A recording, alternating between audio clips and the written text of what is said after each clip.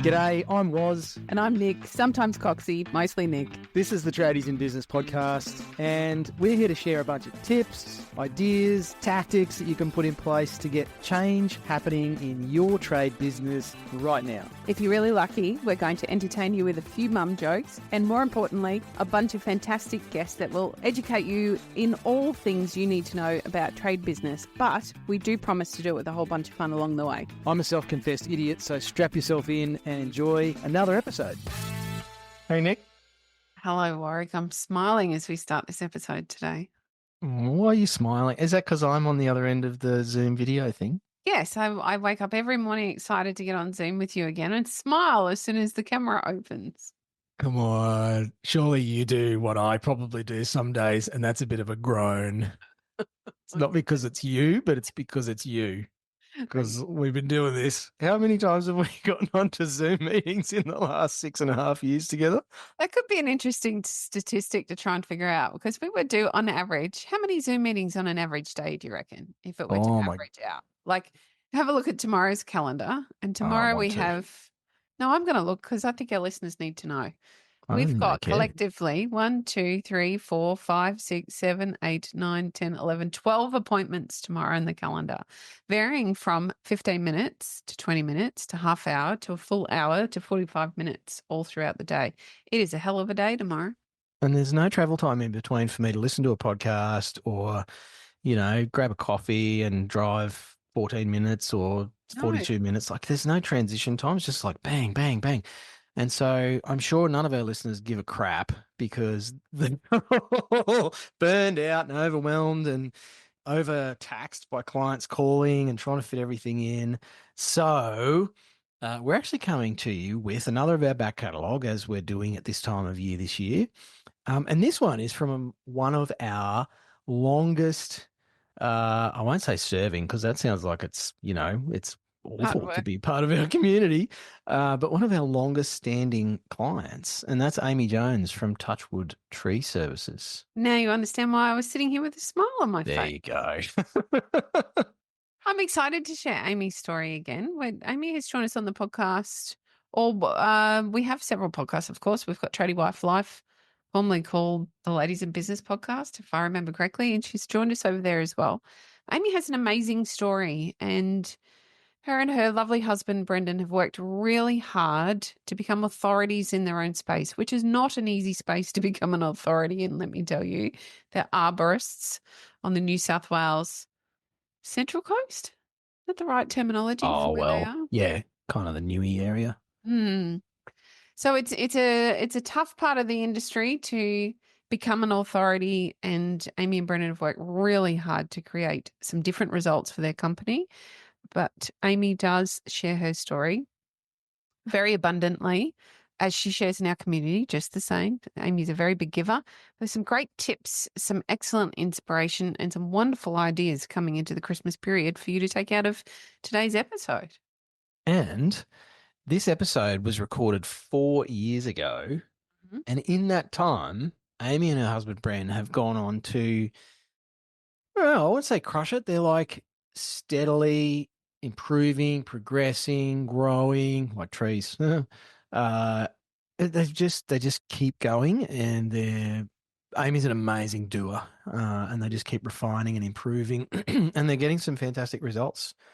Because of that, they've won multiple awards in those last 4 years as well. So interesting to go back and have a listen to kind of the start of the big uptick for them, and probably not surprising that they've got the results they have when you have a listen to this episode.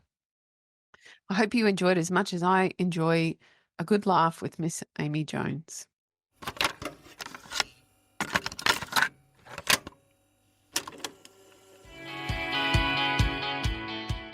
G'day, g'day. It is a day today. It ends in Y. How are you, listeners? What's happening in Tradies in Business land? Waz and Nic coming at you. Another episode. Cool episode today, Coxie. Oh, I am so pumped for this episode. I just know how much value there is in this, not only for our listeners today. I think there's a lot of value in today's episode for our guest. Yes. It's interesting. We have a few of our clients and members and just trade business owners on the show. And it's, well, I don't know if it's amazing, Coxie, but it's heartwarming, actually. Mm. The number of them that go away from the show with a positive experience. It's like sharing their story is somehow therapeutic. Extremely so. Yes. So we do have a beautiful guest on today in Amii Jones from Touchwood Trees or Touchwood Tree Services. Touchwood Tree Services. Tree Services. Yeah. I should get the name right. You should really. But Amii and Brendon are long-term members and clients. Amy's an avid listener of the podcast, so they are drawing board members. But Amii, well, we kind of volunteered her to come on the show. Well, yeah, with a great big hook, and we kind of just dropped it in her lap yesterday. And by the way, we've booked you in for a recording. Yeah. Well, you did say I could do it at some time, so it's done, Amii, and it's all over. So hopefully she listens to this. But fantastic story. Like these guys really do epitomize the journey of so many of our tradies in business that are, hardworking families, small business owners. They don't know what they don't know. And it's so fantastic to see what they've achieved and especially see how Amii, as the tradie wife, has really stepped up and stepped out, and yet still has so much doubt about herself. And it was really great to hear her share some of her insights and knowledge bombs. And I wrote half a page of notes as she was speaking today. So I know you're going to get heaps out of this episode, whether you're a husband or a wife. It doesn't really matter. I think there's some fantastic learnings in here, and it's just a fantastic story. And you'll hear some of the big goals that they've achieved, which certainly makes Coxie and I feel all warm and fuzzy here at Tradies in Business. Might bring along the tears sometimes, but they're happy tears. And I like happy tears. Did get a bit misty-eyed at the end, Coxie. Same. It's very sweet. Anyway, I'm going to go blow my nose and dry the leaky face, and let you enjoy this episode with Amii from Touchwood Tree Services. Enjoy.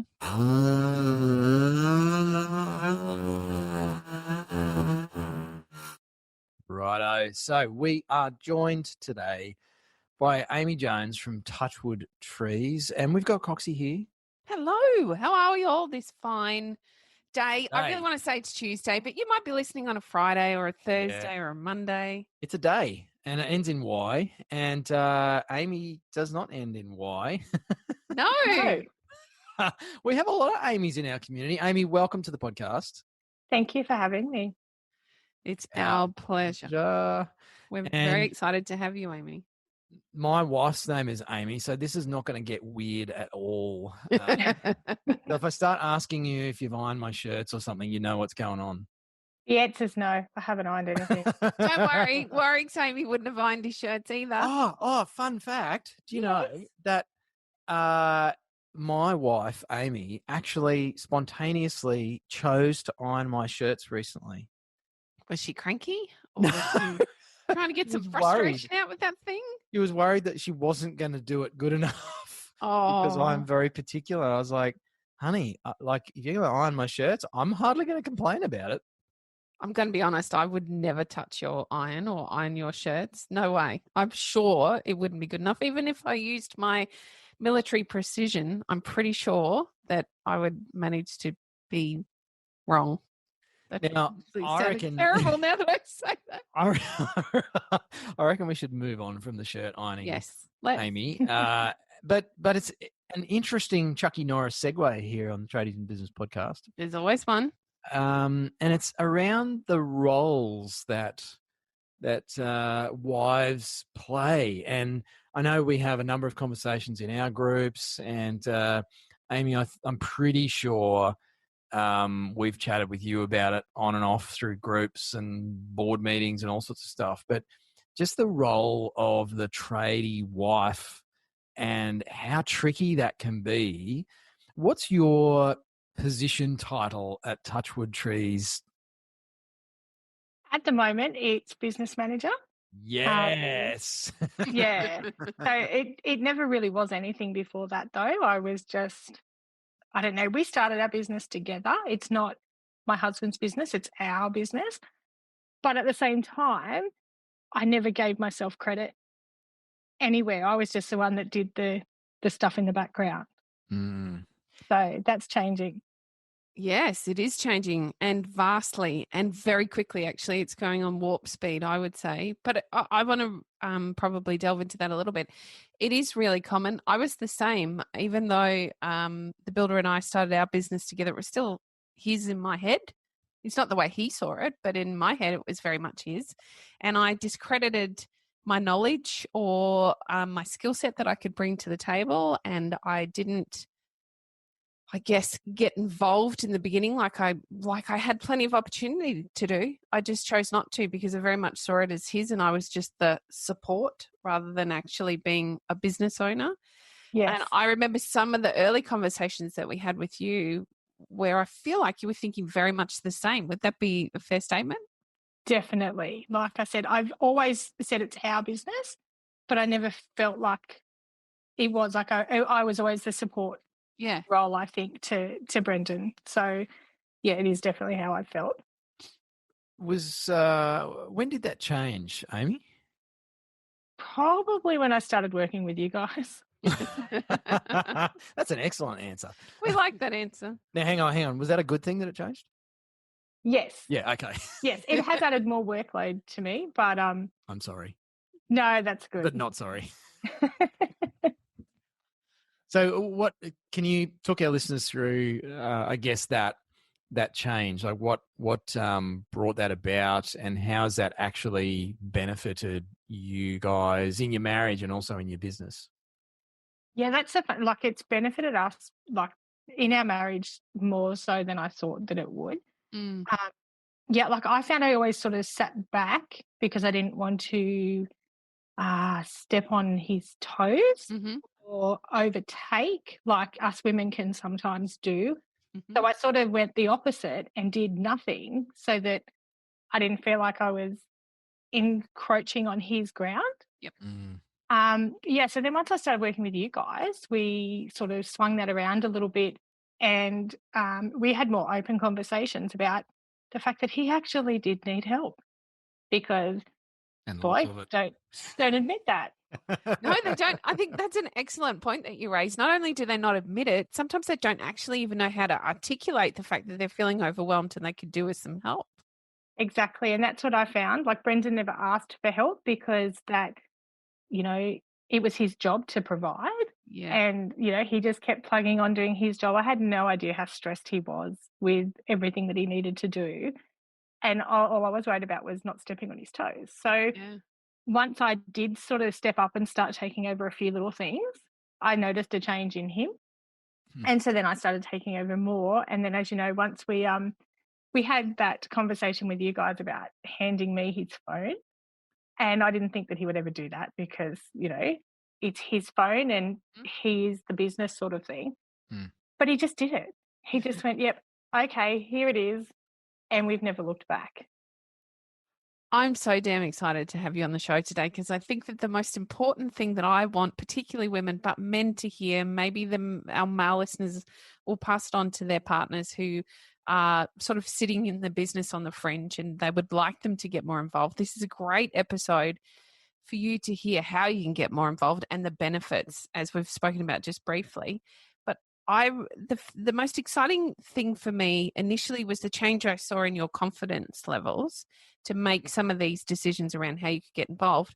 But actually the real flip side to that was the change in Brendon has been enormous to the point of handing over his phone. And this was very early on in our journey. I'm sure you were only working with us for about 4, maybe 6 months at that point. To be able to give it, the phones are such a crux for the male tradie business owners, to be able to hand that over, trusting that you know what you're doing, trusting that you've built the systems to cope with the calls that come, and to relieve him of that stress has just been remarkable that he was able to let go of that control because you stepped up to the plate and were able to put the systems in place to ensure that you could capture everything that needed to be captured.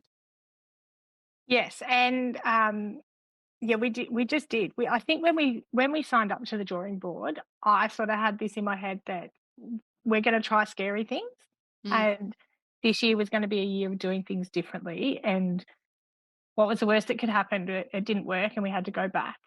So I had never done the phones before because I don't know his trade. So I'm just a stay-at-home mum, as I've always put it. But I found just putting those scripts in place, people want to talk to somebody. They don't care whether I can answer them on the spot. They want to talk to a person, not get an answering machine.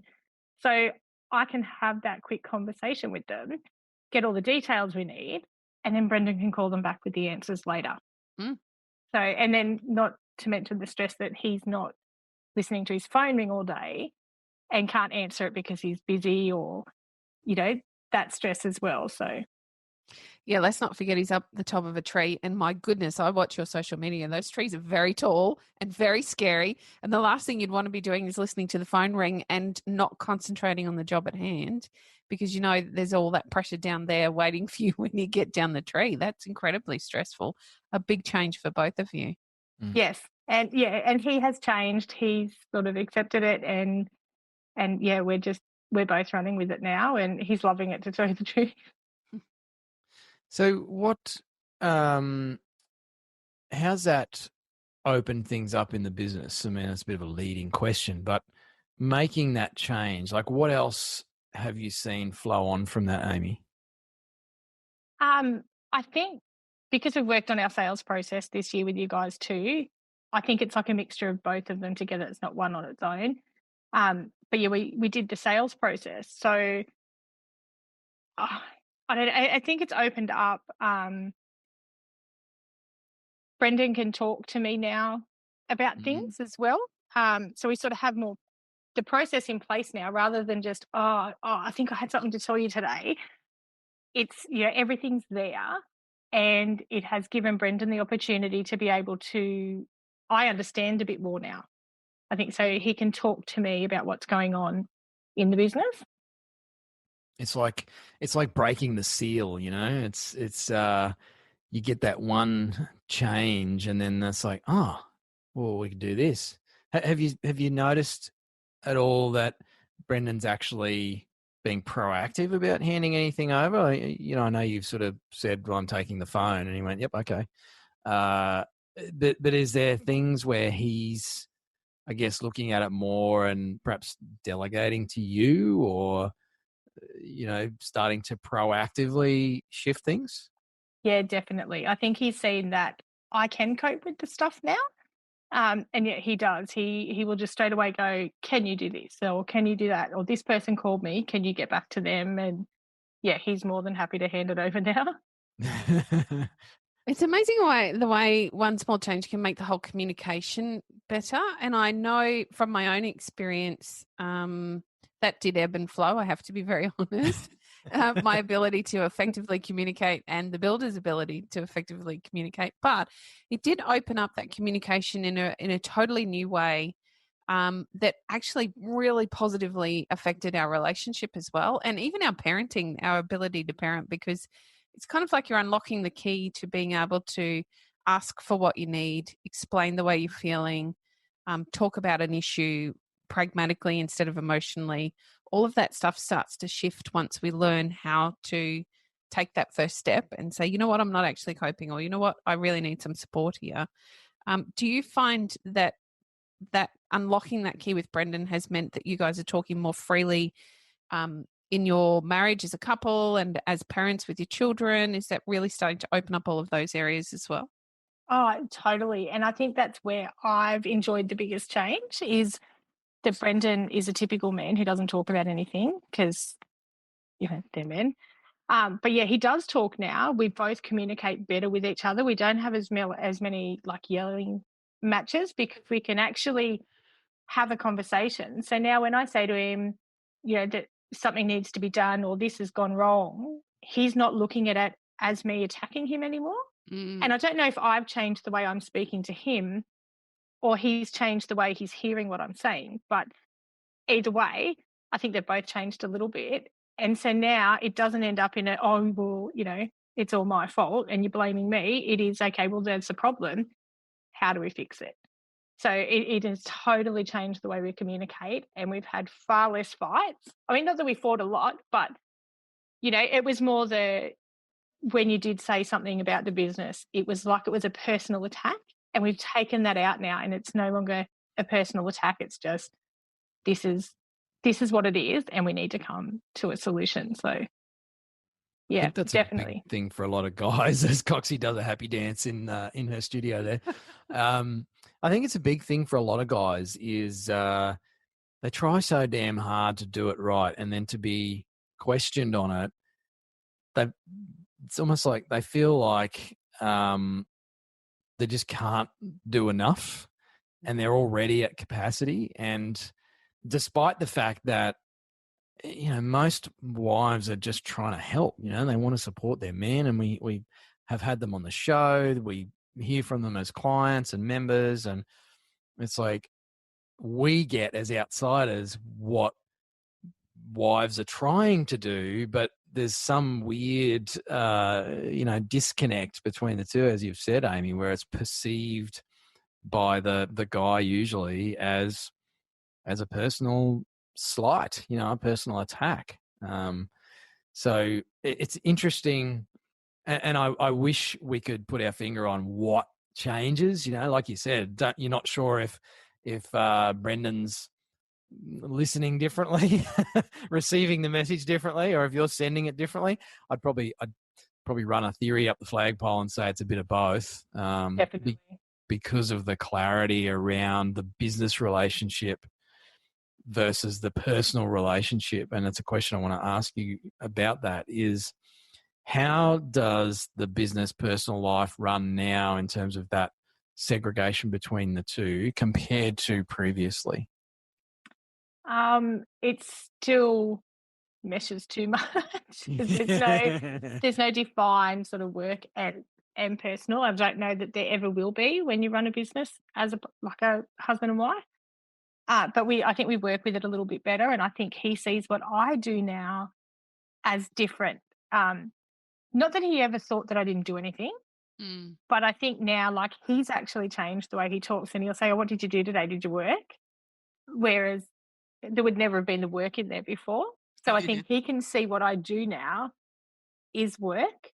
So, you know, I generally sort of do a bit of work in the afternoons and like around bedtime and stuff with the kids. And he sort of is happy to step in now while he can sort of see that that's my work time. Whereas his work time is when he's on the job. Sometimes my work time is he needs to step in and take over with the kids. And that's cool. We're still definitely working on the downtime from work, but because I have the phone now, like, you know, there is times where it won't get answered through dinner time, and, you know, I'll put it on silent and I'll bring them back if it's something that, you know, is more important at the time.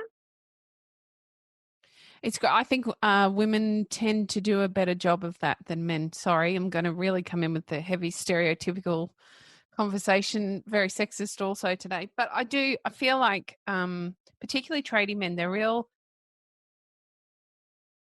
people pleasers. They're very much in their businesses to fix problems and to make sure people are happy and whatever's going on is right or fixed or unbroken. And so I feel like then that culminates into a lot of pressure to answer the phone during dinner time or on a Sunday afternoon or during time with the kids where you've all promised that we weren't going to touch the phone. I feel that's a real challenge for the males generally, but women seem to be able to create that priority, create that time and that space where necessary. So it's a great benefit for your family in terms of handing the phone over. And one I'm sure nobody thought about when we're poking you all to give the phone over to Amii. I'm sure that it was never considered for a minute that the benefit there might actually be that family time can be more family orientated. It is actually just about the people in the room. You can be present there rather than worrying about the phone calls that are coming in. Is Brendon going to answer it? You know, that dread when the phone actually rings, that chime. So, they're just some small changes can have massive impacts on the rest of our lives. And I actually feel I'd really like to talk about your sales process and how much work you've done on that. And the small changes, it's a big sales process. It's very robust. You've worked very, very hard on it. But it's been the small changes as you've gone on that have made the biggest change as you've worked through that. Do you want to talk us through some of those changes that you've made to your process?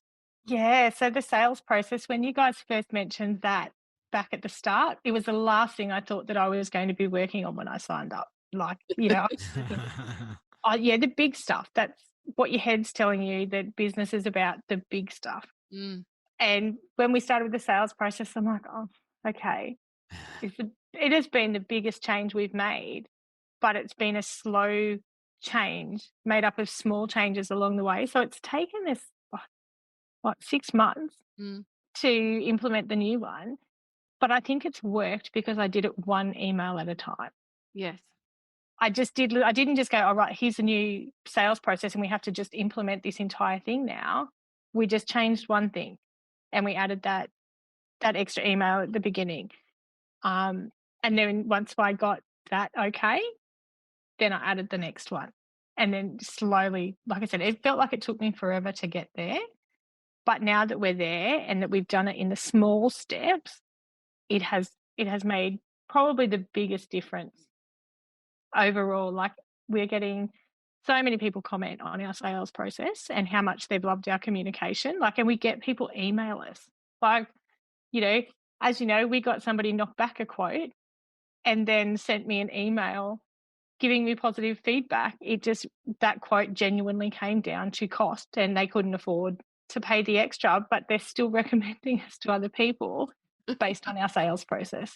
Might be time to look at getting Afterpay or something, Amii, so you can pick up those people without the cash. I have considered that. That can be in your next board meeting goals. Yes. So how have you kept I guess, maybe moving away a little from the relationship stuff and giving up the phone and that clarity in the roles, but I just wanted to pick up on that whole thread of doing little bits and little things, one email at a time, just adding those little bits. I mean, you had no sales process before, and now when you look at it, you guys have got like this flagship that we unashamedly trot out to other members as an example of what they should be aspiring to. How do you manage that thought process of, this isn't going to do anything?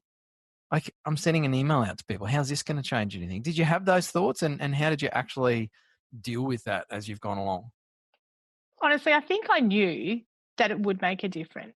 Like, I really did believe that it would make a difference. It was just that it was never important enough, I think, because we get so caught up in the day-to-day, returning this phone call and doing that, we didn't put away the time to do the things that were actually important. They just weren't urgent. Yeah. So, like I said, I do believe that it was important at the start. I think that's a great point you make. We get so busy being busy and doing the things, we forget about the stuff that needs to be done to ensure that it's done well. And I know myself, even my own business experience, working in pharmacy was very different because you transition into the role of managing the pharmacy or managing the pharmacy group or the section or whatever it might be. So there's a clearly defined path to follow. It's all there for you. It's like following the bouncing ball. When we go into businesses for ourselves, if we don't have that business training, and not many of us do, there are no bouncing balls to follow. So we don't really know what to do. And we think, okay, well, it's not really important to have a sales process. The phone's ringing. I've got clients. I'm making money. I don't need to worry about it. But we don't think, I guess, about what we're potentially losing by not having these things in place. And most business owners get to a point where they're ready to have some growth within their business, whether that means growth in terms of profitability or growth in terms of actually growing the business to a larger size with a team. Either way, that's fine. But we need to have thought about those things that we deem to be maybe important but not urgent or less important at all. They need to be in place for that, to facilitate that growth. And so something as simple as the sales process, you haven't just worked on your sales process, actually then dovetailed into some other areas that you needed to work on, like getting the phone handed over so that Brendon could be more productive in what he's doing, or understanding your roles and what you want the business to look like moving forward. There's a lot more. We start sometimes with what we think are small basic tasks, but they actually lead into lots of other small changes that make a huge swell of difference at the end. Can you think of within the sales process, like I just referenced with the telephone, are there other areas that sort of tipped into change, even in the way you're thinking about moving forward on some of the stuff you'd like to change up the business with your systems? I was just thinking about something and I've totally lost. Well, you guys are working really hard at the moment on changing the qualifications that we have for Brendon, and you also worked really hard on your training model for your apprentice and what that's going to look like now that you have some of this awareness around technology that's come through doing the sales process, etc. So I feel like that's changed a lot for you. Yes. Our training, like all of that kind of, like every step of the way, it opened up so many rabbit holes of, I could do this, I could do that, automating emails. Like our training, getting the procedures in place to train our staff and then ultimately run the business eventually with all the little mini procedures to run the day-to-day running of the business. I've still lost the other stuff. It's been a big week. There has been so many positive changes. Like there really has. How have you guys managed the distraction? Just speaking of being distracted about things, but guys are really good at butterflies. Does Brendon do that? Is he like, oh, I got this idea, or oh, let's do this? Because I know there's some really cool video stuff happening when we first started working with you. Has there been a shift in the way you approach what you work on? I mean, do you sit down and talk about it in a planned, structured way now versus just kind of doing stuff before, or is it still largely the same? Like, what's happening for you guys now? Well, I'm the queen of distraction. Notice. But yeah, before it was almost like, oh, we could do this or we could do that, but it never eventuated into anything. Whereas now we can sit there and throw out some ideas, but then put them in writing and actually go, rightio, well, this one here, let's work on that one next. And that's what we've, like with our sales process, we worked on the sales process and we got that sort of done. And then once we got to the end of that, we're like, rightio, now what should we go with next? And then we started with the procedures, but we do sort of sit there. We still get distracted and we can flip between things because sometimes things come up that are actually more important than what we were working on. So we're still sort of flexible in that sense that, life can throw you lemons sometimes and you've just got to roll with it. But yeah, we do tend to sort of focus on one thing now and getting that. And once we've sort of gotten to the end of that, then we'll start on the next thing. I want to pick up on life throwing you lemons because, yes, life's thrown you a few lemons this year, but it's also thrown you a big ass juicy peach. Do you want to tell us about your big ass juicy peach? Yeah. So last year I said to Brendon, we're going to buy our house. And he's like, yeah, whatever. I'm like, no, we're going to work at this and we are going to buy a house and this is how we're going to do it. And we bought our first home last week. Yeah. So we're waiting to move in. But yes, we made it and we bought our first home. So incredibly exciting time. Yeah. Yeah. And to do it self-employed, it's just made it that much sweeter. Like, we've done it the hard way. And being self-employed makes everything harder when it comes to finance and all that. And we're completely self-employed and managed to buy our first home. Leads me into, Warwick, where that's really going for me. And that is about goals, right? Making goals and then working towards your goals. It's a lot of what we do here at Tradies in Business. How has structuring, working towards your goals changed up what you're able to achieve? Again, I think it started with the small stuff, like changing the sales process, like putting that little goal in place of let's just do this, or moving Brendon from a paper diary to a calendar, which he dug his heels in for 12 months beforehand until one day he went, yeah, okay, I'll just do it. And then setting those little goals and achieving them was like, we did that. Let's set a bigger one. a sort of bigger one. And, it was to pay off the machinery. So we paid off all our machinery this year and saved the house deposit. So it made that big goal that little bit easier because we'd smashed the little goals and realised that it is doable. And then once you get in that headspace of, I can do this, it just keeps dominoing and you just want bigger. I love it. Yeah. I would really like to ask a couple of questions around the whole structure of the board, because I know it was really a big thing for you when you first came in. I probably want to talk about a couple of different arms in that.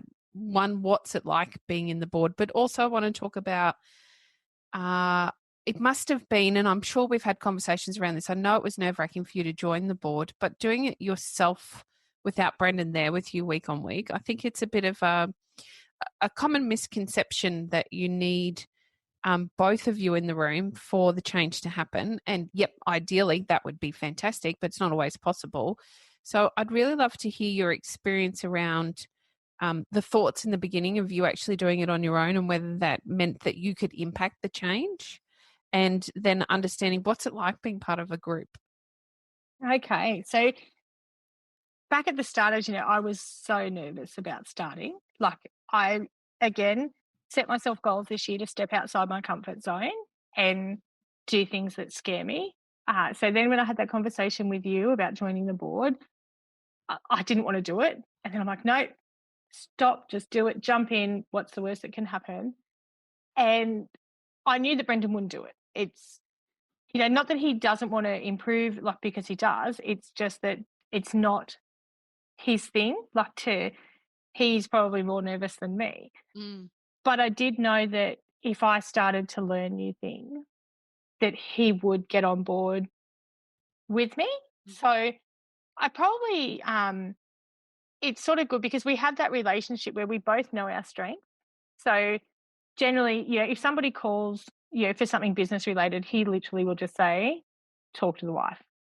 And then, with the mortgage stuff, everything sort of, I'll get my head around stuff and then I'll pass that on to him and then we can sort of talk about it together. So I found that this has actually been good with me doing it because I've done the hard work, and learnt the stuff and then passing on to Brendon the bits that I know that he can change and he can do, so that I'm not overwhelming him in the meeting with too much.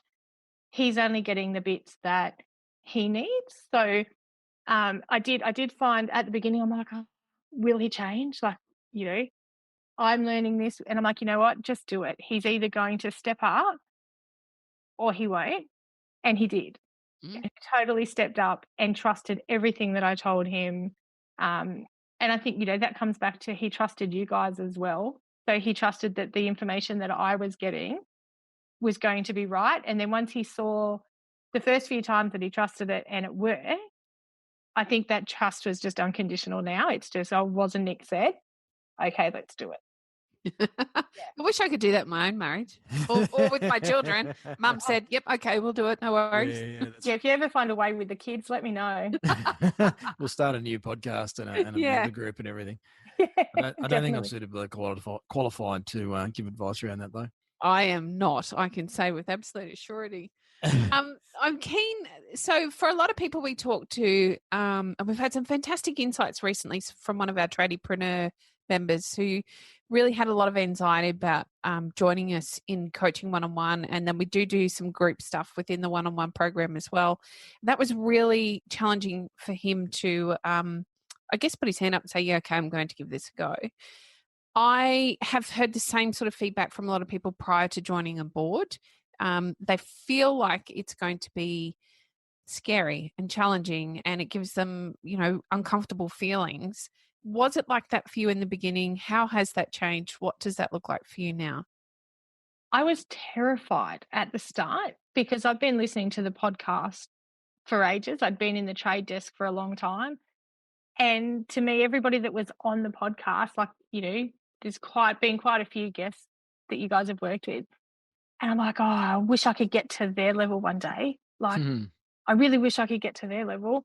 And then I thought, I'm going to work with you guys. Again, that was one of my goals at the start of this year, was to do a bit of work with you guys. But I had to wait until I was good enough to get there, if you know what I mean. It's like cleaning the house before the cleaner comes. I I didn't know. feel like I was ready to work with you guys, that I was at the level needed. And so I just kept putting it off. But then once I did jump in, like, again, I was terrified that I was going to be joining a board with big business people. Like, and I think it was Mitch Kelly in his podcast mentioned that his thoughts on business were, men in business suits, and then he's like, no, once you're in there, it's like, they're just other people. Yeah. They're not what you perceive in your head. And yeah, once I did join the board, you guys put me in an awesome board, and I was comfortable straight away and realized that they were all just like me. All of us are the same. Some of us may be better at some things than others, but we all are struggling. And if we're not struggling with that one thing at that time, we have struggled with it already. And that was massive to realize that I wasn't alone. And I never believed I was lonely before. You talk a lot about, being lonely in business. And I'm like, yeah, no, I'm not lonely. It wasn't until I joined that board where I went, oh, yeah, maybe I was, but I couldn't articulate that. Mm. But yeah, realizing that I was just like everybody else on that board was really good. Yeah, I really, one of my most favorite things actually about boards are the way everybody's really scared in the beginning, and by the end of the first month they're starting to establish small connections with the other board members, and within 3 months I can't shut everybody up because they're too busy catching up about what they did on the weekend and where the kids are at, and then we finally get on to business.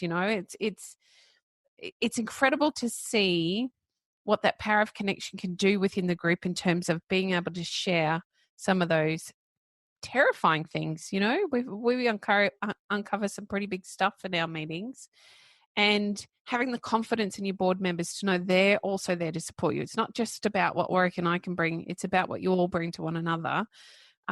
Is amazing to watch from our point of view, from our perspective, to see how you all grow together and then establish these fantastic relationships. So you've now moved on to a different board, but you still have a very close relationship with those original board members, which extends throughout everything that we do. You guys are still in regular contact. You're still supporting one another. You're very much a leader. I know that you don't feel that way in yourself yet. Definitely not.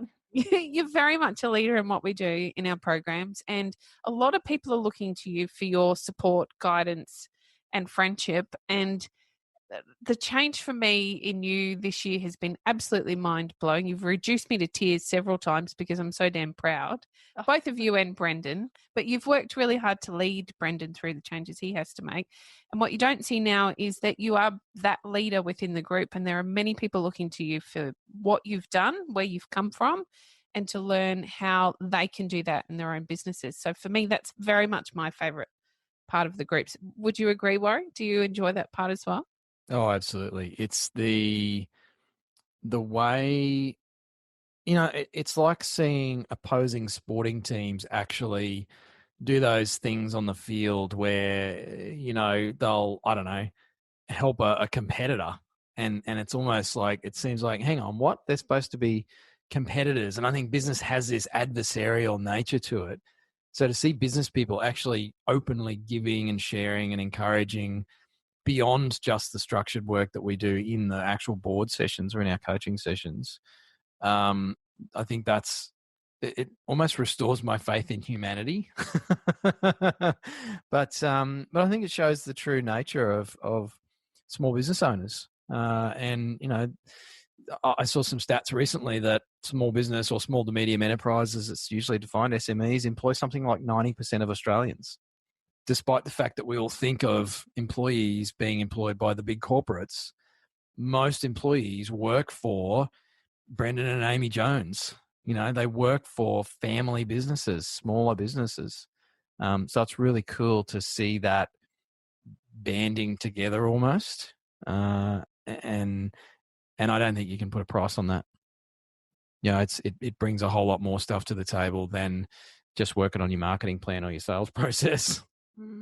Totally. And that's something that I didn't think that I would get out of this was, I was signing up to business coaching with business coaches. I didn't sort Sounds of think boring. about.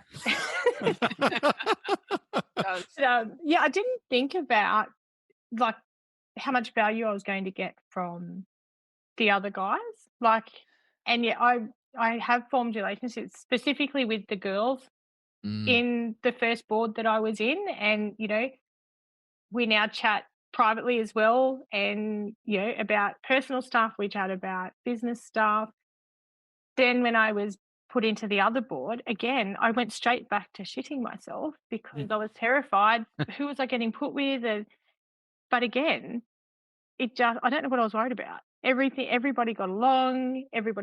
I loved that you were talking about something, and then one of the other guys will have a turn, and then they're like, oh wow, I didn't know I needed to know that. So you end up with a big list because something that somebody else is doing is relevant, but you would never have asked that question in the first place. But now you have the information, and I found that with both boards is that you got something out of everybody. We're all working at different places, and our businesses are all really different, but you got something out of every session from everybody. It wasn't just you guys teaching, we were all teaching each other, and I loved that. Amii, I want to just go back, as I do in these episodes, to something you said earlier about getting ready for working with us. You had to go and do all this work to get ready to work with us, which is a pretty common scenario. And I've done some like fitness training and coaching over the years as well out of personal interest. And it just blows my mind the number of people that won't join a gym until they're fit enough to go to the gym. And I'm like, but that's why you join, is to get fit. And they're like, yeah, no, there's no way I could come yet. I got to go home and do some stuff so I can get fit enough to come and get fit. And it's the same with this, with working with a business mentor or coach and joining these programs. It just fascinates me, that whole concept of getting ready. The question I want to ask is around, what are some of the markers of being ready to be coached or being ready to work on your business? I mean, what sort of things or what sort of areas did you feel like weren't up to scratch? I don't know. I just didn't feel like I was ready to play the big game yet. You get this vision in your head of what a business owner is, and it doesn't feel like me. It's, the man in the suit. It's not me. And I didn't feel like, I don't know, it's good enough. But yeah, I felt way out of my depth, and that I needed to, up my game before I came in. And I don't know, I think it's that being vulnerable. Nobody likes to be vulnerable and be the new person and be the learner. It's because everybody's looking at you. Everybody. I think, the more into social media and stuff people get, I think nobody gives a shit about anybody these days. Nobody notices anybody but themselves anyway these days. It's a good point. So, it was Nick who just pushed me over that, just do it. And, and then you get in there and you went, oh, all these people are learning the same things. It's just that we don't, I think it goes back to that vulnerability. Nobody will admit that they're not good at things or that they don't know everything. We put on this front that everything's great when it's not. We're all learning. And, we've worked with some businesses that have been in business for a long time that are still learning. And I'm like, oh, so you're just as scared as I am. Yeah.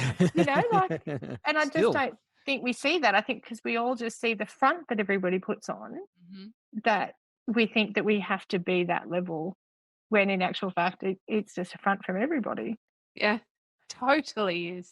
Do you think that's one of the issues with tradie men, with trade business owners, where the guy is the front man? Do you think it's that need to be seen to have everything sorted? Otherwise, I don't know, some negative connotation comes from that. I know I'm asking a leading question there, Amii, but what are your thoughts on that? I think so. I think it's just a man thing in general, is that, society has built men to believe that they have to provide, and they have to be the alpha, and, if they don't, that you're a failure, which is garbage, because I don't personally know anybody who believes it. But society has made it, the same as women. Women are meant to, fill a certain role. And again, don't know anybody that believes it.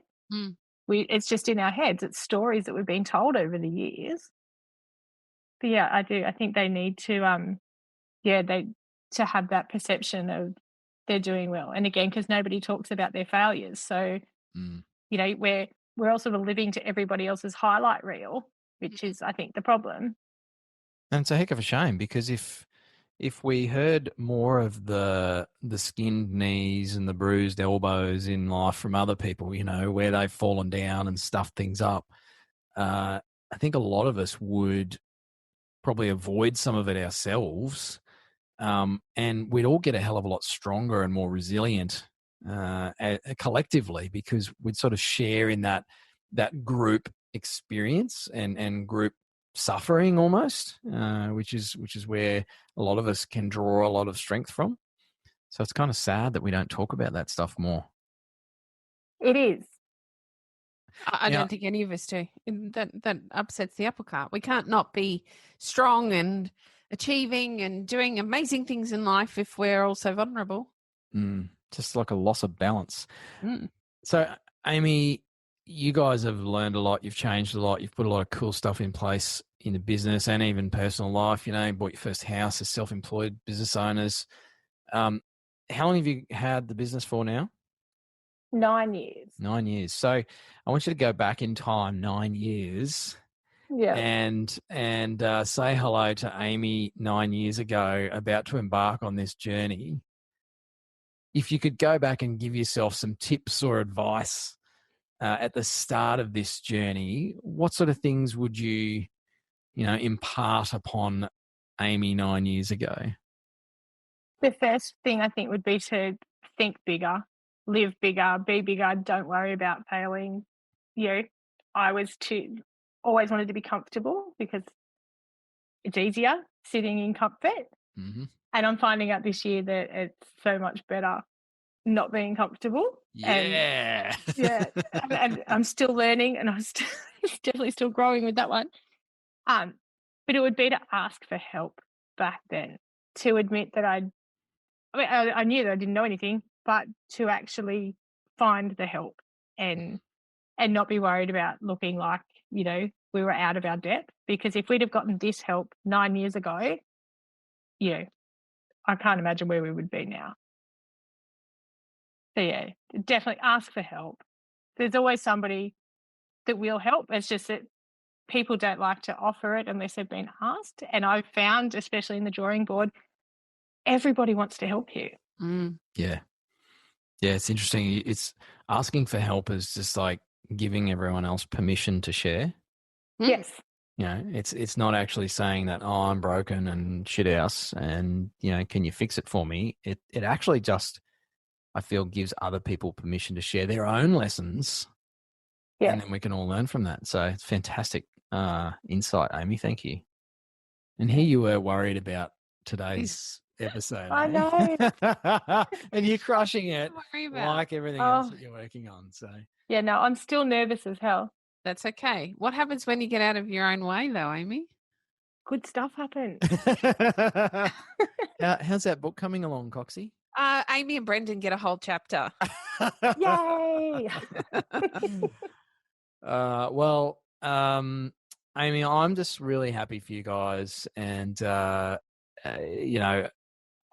shouldn't do the favorites thing, but I love hearing your story shares in the groups, and I love seeing your comments online. It's like, to me, you epitomise someone who's really faced up to your fears. I mean, you've said about being nervous today and you're still doing the episode. So, props to you on that one. But you really do, I think, represent a lot of people and a lot of women out there who have that self-doubt, who aren't sure if they're fit enough, ready to do business enough, worthy of the business manager title or whatever the heck it is. I think you really do represent for a lot of women and a lot of people in business out there that, as you said, if you just embrace the fear, good stuff happens when you get out of your own way in that regard. So I'd have to say you're one of my favorite clients. Thank you. I'm gonna, I've put got that on your a website. recording of that. I'm going to put that.